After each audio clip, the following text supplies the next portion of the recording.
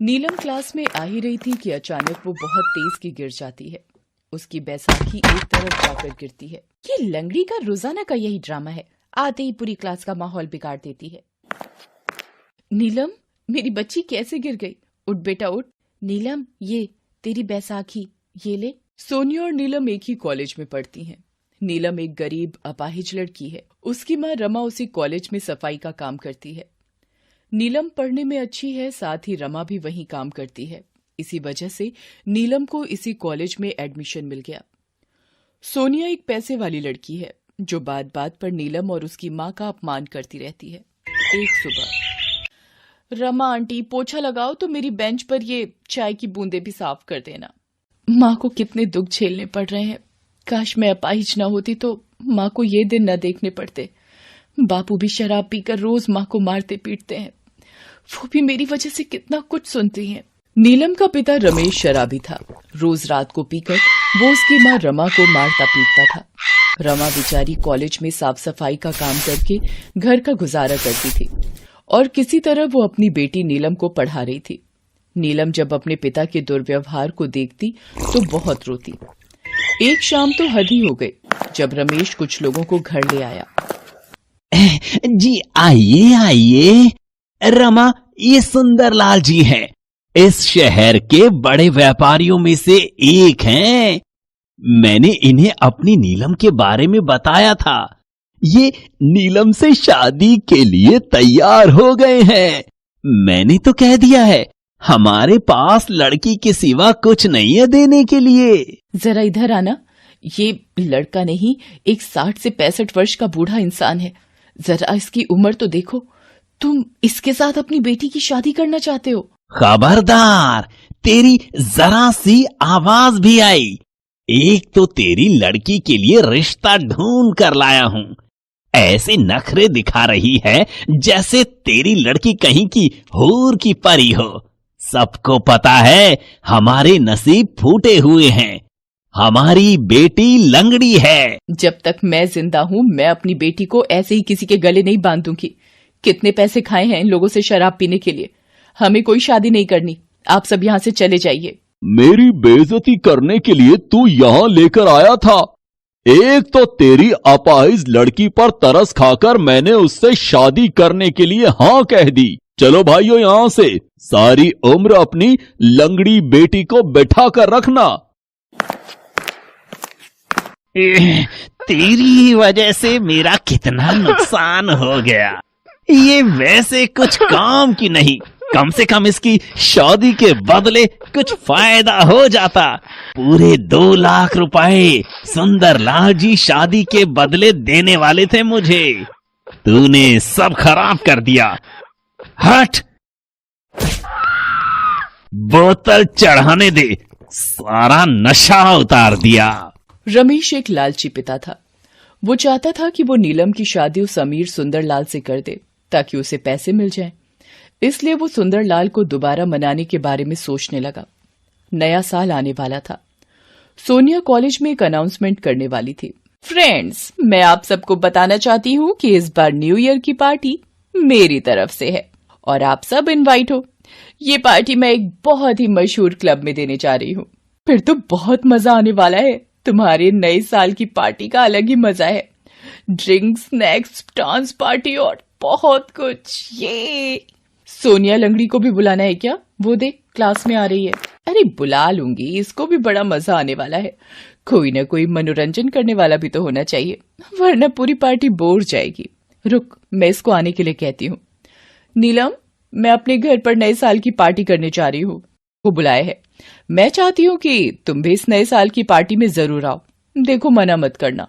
मैं चाहती हूँ कि हम सारे आपसी भेदभाव मिटाकर नए साल की शुरुआत करें। काम्या, तुम्हें भी आना है। मुझे पता है तुम नीलम की बेस्ट फ्रेंड हो तो तुम दोनों का साथ भी रहेगा। ठीक है सोनिया, मैं और नीलम आ जाएंगे। तो ठीक है, कल रात तुम सब टाइम पर क्लब पहुंच जाना। काम्या, तुझे तो पता है मैं पार्टी और क्लब वगैरह नहीं जाती, फिर तूने हाँ क्यों बोल दिया? मैंने सुना है सोनिया की न्यू ईयर पार्टी देखने वाली होती है। चल लेंगे ना, फिर न्यू ईयर पार्टी रोज रोज थोड़ी होती है। ठीक है, पर एक बार माँ से पूछ लूं। घर जाकर नीलम रमा को सारी बात बताती है। नीलम, सोनिया का स्वभाव तो तुम जानती हो, पता नहीं तुम्हें भेजते हुए डर लग रहा है। आंटी जी आप घबराओ नहीं, नीलम अकेली नहीं जा रही है, मैं भी उसके साथ पार्टी में जा रही हूँ। हम कुछ देर रुककर वापस आ जाएंगे। ठीक है काम्या, कुछ देर के लिए हम चलते हैं। नीलम और काम्या सोनिया की न्यू ईयर की पार्टी में चली जाती है। नीलम एक गरीब परिवार में पली बड़ी थी। वो पहली बार ही किसी क्लब पार्टी में आई थी। सोनिया, ये लड़की कौन है जिसे पार्टी में बुला लिया है? मोंटी तुम देखते जाओ, पार्टी का मजा दुगना करने के लिए ही इसे यहाँ बुलाया है। काम्या मैं कुछ देर यहाँ बैठ जाती हूँ, तुम मेरी चिंता मत करो, तुम दोस्तों के बीच एंजॉय करो। ठीक है, फिर मैं थोड़ी देर में सबसे मिलकर तेरे पास आती हूँ, तू यहाँ बैठ जा। इतनी देर में सोनिया माइक पर अनाउंसमेंट करने लगती है। फ्रेंड्स, जैसा कि आपको पता है अगले 1 घंटे में हम सब नए साल में एंटर करेंगे, तो अभी सब लोग डांस फ्लोर पर आएंगे और झूम कर नाच कर नए साल का स्वागत करेंगे। सब लोग आ चुके हैं, म्यूजिक प्लीज। नीलम तुम वहाँ टेबल पर क्या कर रही हो? तुम डांस करने नहीं आ रही क्या? अरे सोनिया, भूल गई, ये तो लंगड़ी है, ये ठीक से खड़ी भी नहीं हो पाएगी और तुम इसे नाचने के लिए बोल रही हो। ओह, मैं तो भूल ही गई। सॉरी नीलम, तुम तो डांस कर ही नहीं सकती। सो फ्रेंड्स, आप लोग डीजे पर ड्रिंक्स और पार्टी के साथ म्यूजिक एंजॉय कीजिए। मोंटी मेरे लिए 1 ग्लास ड्रिंक बनवा लाओ प्लीज। ये मुझे ऐसे समझती है जैसे इसके बाप का नौकर हूँ। इसे सबक सिखाना ही पड़ेगा। ये गई नशे की गोलियां ड्रिंक में। सोनिया तुम्हारा ड्रिंक। मोंटी मुझे चक्कर आ रहे हैं। आओ कुछ देर रूम में चलते हैं। ये इस लड़के ने सोनिया की ड्रिंक में क्या मिलाया था और ये ऊपर कहाँ जा रहे हैं? मुझे कुछ गड़बड़ लग रही है। मोंटी मेरी आंखों के आगे अंधेरा आ रहा है, तुमने मेरी ड्रिंक में कुछ मिलाया है क्या? बस कुछ ही देर की बात है सोनिया, फिर तुम मेरी बाहों में होगी। ये क्या कह रहे हो मोंटी? मुझे छोड़ो मुझे। अरे इतनी मुश्किल से तो मेरे हाथ में आई हो, कैसे छोड़ दूं? बहुत दिनों से तूने मुझे अपना नौकर बना कर रखा हुआ था। आज मैं तेरे से अपना बदला लेकर ही रहूंगा। मैं तुझे कहीं का नहीं छोड़ूंगा। ये तो सोनिया है और ये मोंटी इसके साथ क्या कर रहा है? मुझे सोनिया को बचाना होगा, पर मैं क्या करूं? नीलम सोनिया को बचाने के लिए अपनी बैसाखी से पीछे की खिड़की तोड़कर किसी तरह अंदर आ जाती है। सोनिया भागकर नीलम के गले लग जाती है। नीलम अपनी बैसाखी से मोंटी पर वार करती है। इतनी देर में सोनिया कमरे का दरवाजा खोल देती है और होटल स्टाफ शोर सुनकर अंदर आ जाता है। सर, ये लड़का मोंटी मेरे साथ जबरदस्ती कर रहा था। आप चिंता मत कीजिए मैडम, मैं अभी पुलिस को बुलाकर इसे गिरफ्तार करवाता हूँ, आप घबराइए मत। सोनिया तुम ठीक हो ना? नीलम, आज तुम्हारी वजह से भगवान का शुक्र है मैंने मोंटी को तुम्हारी ड्रिंक में कुछ मिलाते देख लिया। मुझे उस पर शक हुआ और सही वक्त पर मैं वहां पहुंच गई। वैसे नया साल मुबारक हो सोनिया, 12 बज गए हैं। तुम्हें भी नया साल मुबारक हो नीलम। मैंने तुम्हारा हमेशा अपमान किया, मुझे माफ कर देना। सोनिया, पिछली सारी बातें भुलाकर अब नए साल में नई खुशियों का स्वागत करो। अगले दिन सोनिया नीलम को लेने उसके घर जाती है। नए साल का पहला दिन है। मैं सोच रही हूँ नीलम ने मेरी बहुत सहायता की है, उसे आज साथ में कॉलेज लेकर जाऊंगी। अरे ये तो पापा की गाड़ी है, ये नीलम के घर के बाहर कैसे? सुंदरलाल जी, अब नीलम मना नहीं करेगी। हमें आपके साथ हमारी बेटी नीलम का रिश्ता मंजूर है। आप सगाई की अंगूठी नीलम को पहना दीजिए। पापा शादी करने वाले हैं, वो भी मेरी सहेली नीलम के साथ? पापा, आपको शर्म आनी चाहिए, अपनी बेटी की उम्र की लड़की के साथ। छी छी पापा। नीलम, मेरे होते हुए अब तुम अपाहिज नहीं रहोगी। मैं तुम्हारे पैरों का इलाज करवाऊंगी। और पापा, आप यहां से चले जाओ तो ही अच्छा है। और आप नीलम के पिता होकर अपनी ही बेटी की पैसों के लिए किसी के साथ भी शादी कर रहे हो, शर्म आनी चाहिए आपको भी। सोनिया, मुझे ये शादी नहीं करनी, मुझे पढ़ाई करके नौकरी करनी है ताकि अपनी माँ की देखभाल कर सकूं। नीलम सोनिया के गले लगकर रोने लगती है। कुछ दिनों बाद सोनिया एक अच्छे डॉक्टर से नीलम के पैरों का इलाज करवाती है। नीलम के पैर ठीक हो जाते हैं और वो अपने पैरों पर खड़ी होकर चलने लगती है। मानो सोनिया ने उसे नए साल का सबसे बेहतरीन तोहफा दिया हो। सोनिया बिटिया, आज मैं बहुत खुश हूँ। मेरी बच्ची फिर से चलने लगी है और ये सब तुम्हारे कारण हुआ है बिटिया। सोनिया, आज तुमने मेरी जिंदगी में बहुत बड़ा उपकार किया है। मेरे पैर ठीक हो गए। अब मैं एक अच्छी नौकरी करके अपना और अपनी माँ का ध्यान रख सकती हूँ। सोनिया की वजह से नीलम के पैर ठीक हो गए और कॉलेज की पढ़ाई के साथ साथ वो एक अच्छी नौकरी पर लग गई।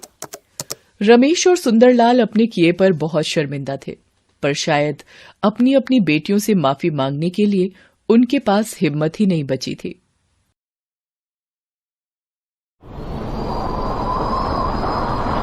बाबा, आप काम पर जा रहे हो क्या?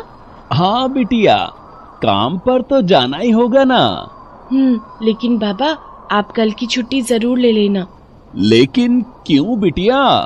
बाबा, कल से नया साल शुरू होने वाला है। स्कूल में फंक्शन होने वाला है। मैं और राजू दोनों ने डांस कंपटीशन में हिस्सा लिया है। मैडम बोल रही थी कि सारे बच्चों को अपने पेरेंट्स को साथ लेकर आना है। हाँ बिटिया, मैं कोशिश करूँगा। कोशिश नहीं बाबा, आपको कल हमारे साथ चलना ही होगा। और हाँ, मुझे और राजू को अपने सारे फ्रेंड्स और सारी टीचर्स के लिए न्यू ईयर के ग्रीटिंग कार्ड्स भी खरीदने हैं, तो आप हमें दिलवा दोगे ना? हाँ हाँ, अभी मैं चलता हूँ बिटिया, पहले ही देर हो गई है। जगदीश मसूरी के एक बड़े होटल में सिक्योरिटी गार्ड था। उसकी पत्नी ममता अब इस दुनिया में नहीं थी। रूही और राजू की जिम्मेदारी वो बड़ी मुश्किल से निभा रहा था। जगदीश खुद पढ़ा लिखा नहीं था, लेकिन उसने अपने दोनों बच्चों की पढ़ाई नहीं रुकने दी। गरीब कोटे के तहत उसने अपने दोनों बच्चों का एडमिशन शहर के एक अच्छे स्कूल में करवा रखा था। उस दिन होटल पहुंचने के बाद जगदीश होटल मालिक से, राम राम साहब।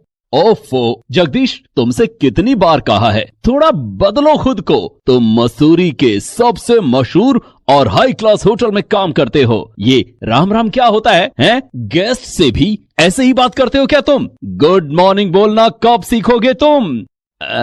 माफ कीजिएगा साहब, गुड मॉर्निंग।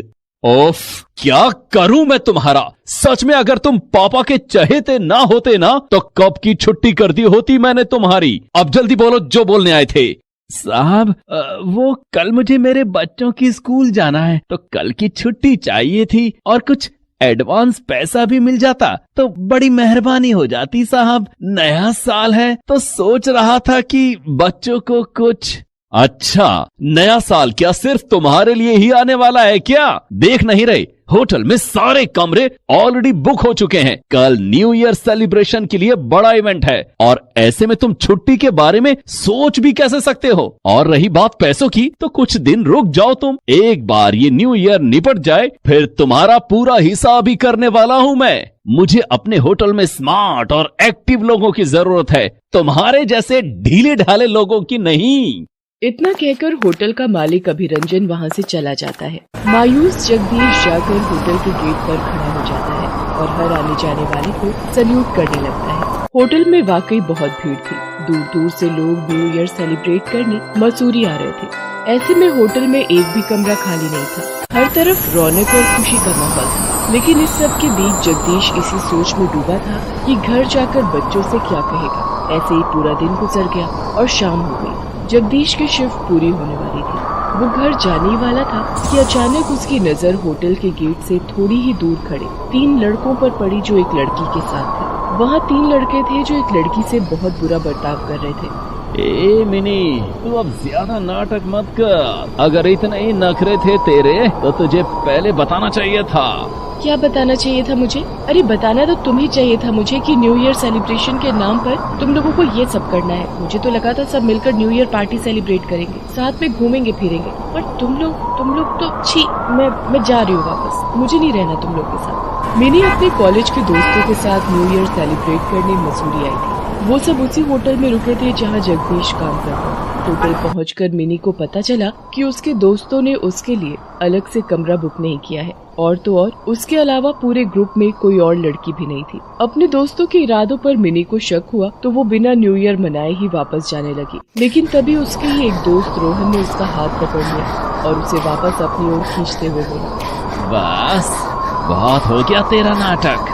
तुझे क्या लगता है हम तुझे ऐसे ही जाने देंगे? हमें तो न्यू ईयर तेरे साथ ही मनाना है और अपने हिसाब से ही मनाना है। तेरे पास भी इसके अलावा कोई और ऑप्शन नहीं है, समझी?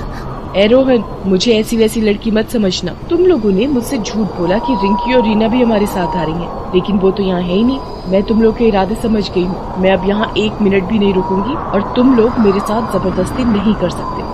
अच्छा, तो तुझे ऐसा लगता है? तो चल फिर अब तू देख कि हम क्या कर सकते हैं और क्या नहीं। इतना कहकर रोहन अपने बाकी दोनों दोस्तों को कुछ इशारा करता है, जिसे समझते हुए उसका एक दोस्त तुरंत मिनी के मुंह पर अपना रुमाल रख देता है। उस रुमाल में बेहोशी की दवा थी, जिसकी वजह से मिनी पर बेहोशी छाने लगी। इसके बाद रोहन और उसके दोनों दोस्त मिनी को अपने साथ होटल के अंदर ले जाने लगे। जगदीश दूर से ये सब देख रहा था, हालांकि वो उन सब की बातें साफ साफ नहीं सुन पाया। फिर भी उसे शक हुआ और जैसे ही वो मिनी को लेकर होटल के अंदर जाने लगे तो उसने उन्हें रोककर उनसे पूछा, रुकिए जरा, ये मैडम को क्या हुआ है?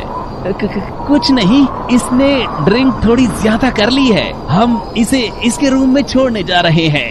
रोहन और उसके दोस्त मिनी को लेकर आगे बढ़ जाते हैं। जगदीश फौरन होटल के मालिक अभिरंजन के पास गया और बोला, साहब, वो 3 लड़के देखिए साहब, उनके साथ एक लड़की है, वो होश में नहीं है। मुझे ये सब ठीक नहीं लग रहा है साहब। तुम्हारे ठीक लगने या ना लगने से क्या होता है जगदीश? तुम अपने काम से काम रखो और कुछ ऐसा मत करो जिससे यहाँ कोई बवाल खड़ा हो जाए, समझे?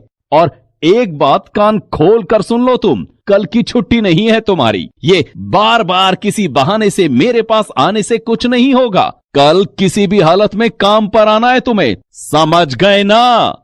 जगदीश को समझ आ गया था कि अभिरंजन बात की गंभीरता को नहीं समझेगा और उसे समझाने में वक्त बर्बाद करने के बजाय जगदीश ने रोहन और उसके दोस्तों का पीछा करना शुरू कर दिया। वो छिपकर उनका पीछा करने लगा। कुछ देर बाद उसने देखा कि वो तीनों मिनी को एक कमरे में अपने साथ लेकर गए और फिर उन्होंने कमरा अंदर से बंद कर लिया। अब जगदीश को पूरा यकीन हो गया था कि मिनी खतरे में है। उसने तुरंत अपने फोन से पुलिस को फोन किया। न्यू ईयर का माहौल था तो पुलिस होटल के आसपास ही तैनात थी। उन्हें वहां पहुंचने में बिल्कुल भी देर नहीं लगी। पुलिस के जवान सीधे उसी कमरे के पास पहुंचे जिसके बारे में जगदीश ने उन्हें फोन पर पहले ही बता दिया था। उधर अपने होटल में पुलिस को इस तरह आते देख अभिरंजन के होश उड़ गए और उसने जब जगदीश को उनसे बात करते देखा तो उसे बहुत गुस्सा आया। उसने गुस्से से कहा, जगदीश, क्या है ये सब? मैंने कहा था ना तुमसे, कोई बवाल नहीं चाहिए मुझे। सारे गेस्ट हैं यहाँ पर, तुमने ये क्या कर दिया? देखिए इंस्पेक्टर साहब, ये मेरा सिक्योरिटी गार्ड है, इसकी तरफ से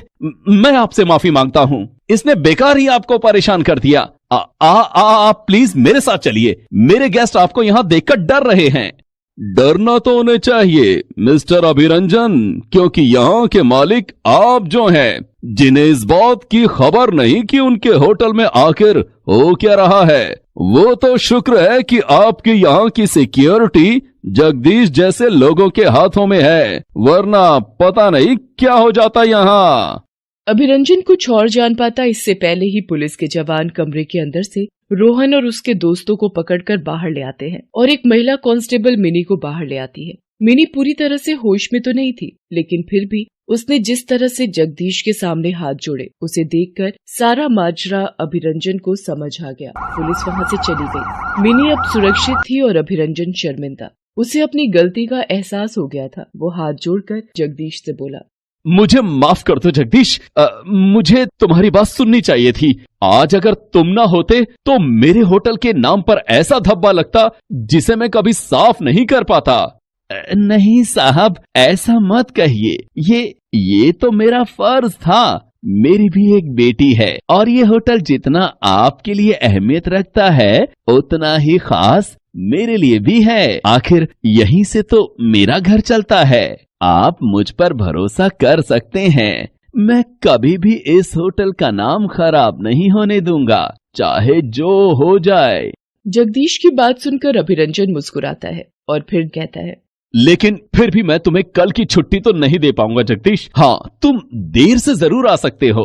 बच्चों के स्कूल जाना उनके साथ और फिर उन्हें लेकर आना कल की न्यू ईयर पार्टी में। वो भी तो होंगे हमारे स्पेशल गेस्ट। जगदीश का चेहरा खिल उठा था, क्योंकि अब वो जानता था कि उसके बच्चों के चेहरे भी खिलने वाले थे। नए साल पर बहुत कुछ नया होने वाला था उनके साथ। गोवा में समुद्र के किनारे सागर नाम का एक लड़का उदास मन से रेत के घर बनाता और तोड़ देता, फिर बनाता फिर तोड़ देता। उसे ऐसा करते देख डेविड नाम का एक आदमी बोला, ए लड़के, यहाँ से हट जा, हमें यहाँ पर नए साल की तैयारियां करनी है, जल्दी हट। सब सुन लो, यहाँ से वहाँ तक सभी सजावट जल्दी जल्दी करनी है। ये नया साल क्या होता है अंकल? तुझे नया साल नहीं पता? नया साल यानी कि न्यू ईयर। कल रात हम नए साल में प्रवेश करेंगे और नए साल का जश्न मनाएंगे। अच्छा, फिर तो बहुत मजा आता होगा नए साल के जश्न में। अंकल, नए साल में प्रवेश करेंगे? मैंने तो कभी भी नया साल नहीं मनाया, क्या मैं भी आपके साथ नए साल का जश्न मना सकता हूँ? गरीब बेसहारा दिखाई पड़ता है, अपने पास ही रोक लेता हूँ, मेरी मदद भी हो जाएगी और नए साल का जश्न भी देख लेगा तो मेरा क्या जाएगा। देख, ये हो सकता है कि मैं तुझे नए साल का जश्न देखने की इजाजत दे दूं, पर मेरी एक शर्त है, बदले में तू सारे झूठे बर्तन साफ करेगा और पूरी पार्टी खत्म होने के बाद झूठे बर्तन और क्रॉकरी उठाकर लाने की जिम्मेदारी तेरी होगी। ठीक है अंकल, मुझे मंजूर है, मैं सारा काम कर दूंगा। सागर देखता है समुद्र के किनारे पर छोटी छोटी सुंदर सी सजावट वाली झोपड़ियां तैयार हो रही हैं।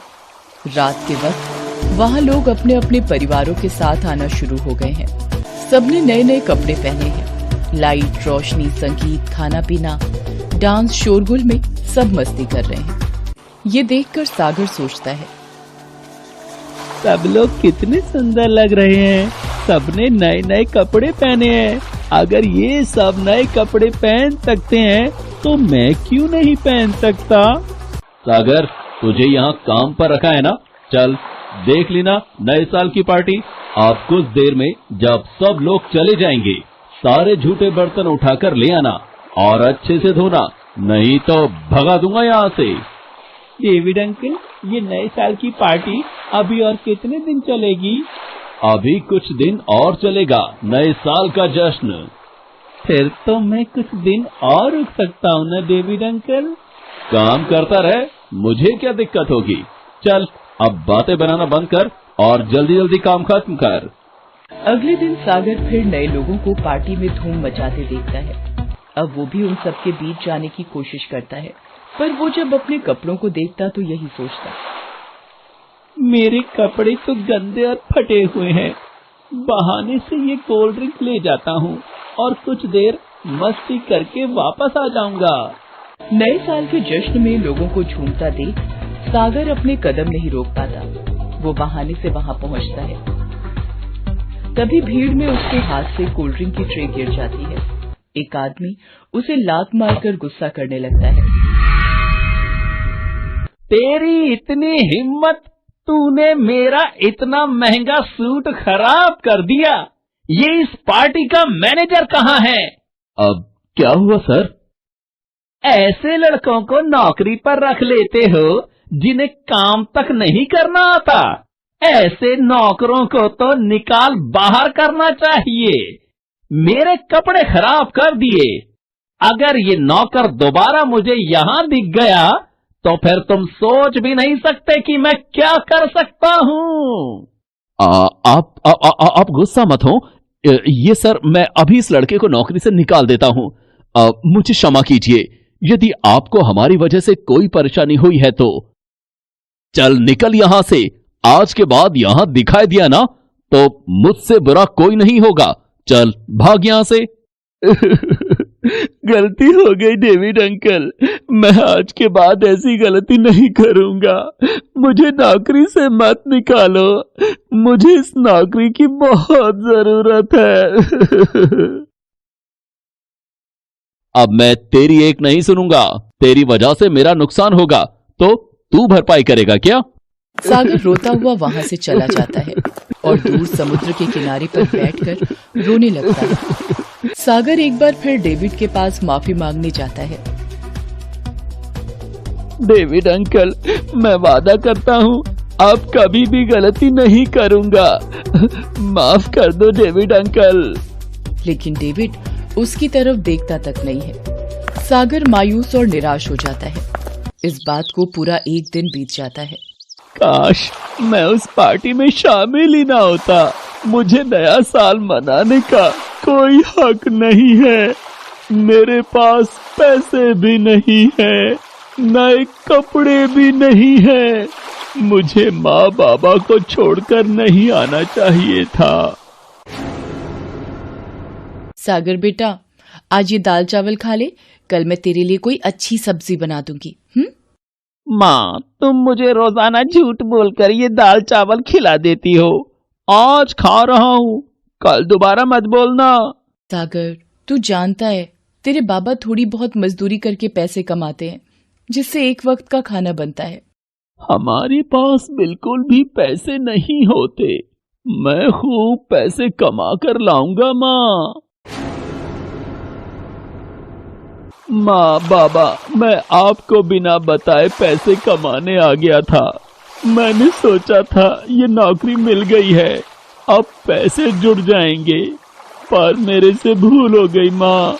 मैं अपने आप से किया वादा नहीं निभा पाया। अरे कोई मेरे बच्चे को बचाओ, मेरा बच्चा समुद्र में डूब रहा है। बचाओ मम्मी डैडी, बचाओ बचाओ मम्मी डैडी, बचाओ। ये किसका बच्चा है? अरे वो सामने वो बच्चा समुद्र की लहरों के बीच डूबता जा रहा है। रुको बच्चे, मैं तुम्हें बचा लूंगा, घबराओ नहीं, मैं आ रहा हूँ। सागर को तैरना आता था, इसलिए उसने बच्चे को बचा लिया और किनारे पर ले आया। मेरा बच्चा ठीक तो है ना? पेट में पानी भर गया था, मैंने निकाल दिया है, अब होश आ जाएगा। तुम्हारा बहुत बहुत शुक्रिया बेटे, तुमने मेरे बच्चे की जान बचा ली। गॉड ब्लेस यू बेटे। तुम तो वही हो जिस पर कल मैं चिल्लाया था और नौकरी से निकलवा दिया था। ओह, आई एम सॉरी बेटा, मुझे माफ कर दो। आप माफी मत मांगिए सर, आप मेरे से उम्र में बड़े हैं। मैनेजर, सागर की नौकरी मेरी वजह से छूटी थी। सागर एक होनहार लड़का है, इसे मेरे कहने पर दोबारा नौकरी पर रख लीजिए। सर, सागर को चिंता करने की कोई जरूरत नहीं होगी, ये अब मेरे पास ही रहेगा। मुझे पता है सागर एक बहुत ही होनहार बालक है। सागर, तुमने हमारे बच्चे की जान बचाई, ये हम पर तुम्हारा बहुत बड़ा उपकार है। शुक्रिया आंटी, मुसीबत में किसी की जान बचाना हमारा पहला कर्तव्य है, ये मैंने अपनी माँ से सीखा है। सचमुच तुम्हारे संस्कार बहुत ही अच्छे हैं बेटे, और इन्हीं संस्कारों की बदौलत देखना एक दिन तुम बहुत आगे जाओगे। सागर खुश हो जाता है। डेविड सागर को दोबारा नौकरी पर रख लेता है। धीरे धीरे सागर की मेहनत और ईमानदारी देखकर डेविड सागर को गोवा में अपने दूसरे होटल की जिम्मेदारी भी सौंप देता है। सागर खुशी खुशी पैसे कमाकर छुट्टी लेकर घर पहुंचता है। सागर, मेरे बच्चे, तू कहाँ था इतने दिन? तेरी माँ का तेरे बिना बुरा हाल है, वही मंदिर में बैठी भगवान से तेरी सलामती की प्रार्थना कर रही होगी। माँ देखो, मैं आ गया हूँ, मैं लौट आया हूँ। ये तो मेरे सागर की आवाज है। मेरे बेटे, तू कहाँ चला गया था अपनी माँ को बिना बताए? माँ बाबा, मैं आपके लिए नए साल की खुशियाँ लेने गया था।